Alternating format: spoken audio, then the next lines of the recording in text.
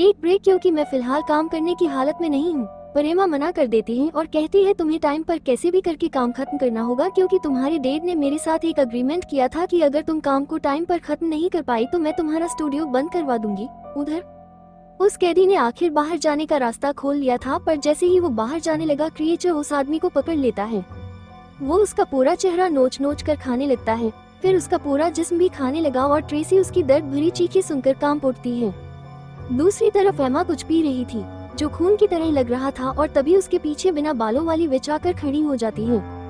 यानी एमा की बेटी ने जो कहा था सच कहा था कि वो विच इस घर में रहती है, और यह सीन देखकर लगता है जैसे एमा और ये विच एक दूसरे को जानते हैं। लीजा जब पेंटिंग साफ कर रही थी तो उसने बहुत ही भयानक चीज देखी। उसने जैसे एक लड़की को कुर्बान किया जा रहा था, उसे फांसी पर लटकाकर, इतने में की बेटी भी यहाँ आ गई जो काफी घबराई हुई थी और एक बार फिर उसे पेंटिंग का काम करने से मना करती। अब जाकर वो सारी बात बताती है। ये पेंटिंग 1493 में बनाई गई थी और उस टाइम के सबसे खतरनाक वाकई को इस पेंटिंग में दर्शाया गया है। कुछ खतरनाक शैतानी लोगों ने एक छोटी लड़की की कुर्बानी दी थी एक खतरनाक क्रिएचर को बुलवाने के लिए, ताकि वो उस क्रिएचर को बुलाकर अपने कंट्रोल में कर सके और उसे अपने लिए इस्तेमाल कर सके। यहाँ हम देख पाते हैं कि उस विच के साथ एमा भी मौजूद है, जिसका मतलब साफ था कि एमा भी एक विच थी और दोनों इस टाइम कोई मंत्र जैसी चीज पढ़ रहे थे, जिसे पढ़कर वो ग्रेसर उनके सामने घुटनों के बल बैठ जाता है। यानी कि उन्हें अपने वश में करने में ये लोग कामयाब हो गए।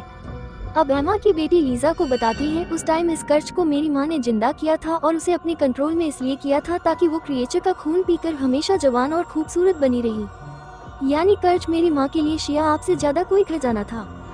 उन्होंने अपने साथ साथ मुझे भी ये कर्ज लगा दिया था। जब मेरी माँ ने वो सब किया था उस टाइम मेरी उम्र 13 साल थी। कर्ज की वजह से मेरी उम्र 13 साल पर ही रुक गई। लेकिन हाँ, आज रात इस कर्ज का असर खत्म होने वाला है, क्योंकि उस टाइम भी रेड मून की रात थी और आज भी रेड मून की ही रात है। अगर आंधी रात को चांद की रोशनी इस पूरी रिस्टोर पेंडिंग पर पड़ गई तो फिर ये कर्ज एक बार फिर पूरे 500 सालों के लिए जिंदा हो जाएगा। इसीलिए फिर एमा की बेटी कहती है पेंटिंग का काम यही खत्म कर दो।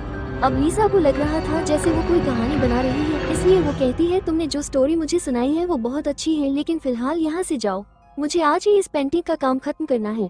ये सुनकर एमा की बेटी कहती है मैं कोई कहानी नहीं बना रही। वो क्रिएचर एक लॉकअप वाली जगह पर बने कुएं में है, जिसे खिलाने के लिए उन्होंने 3 लोगों को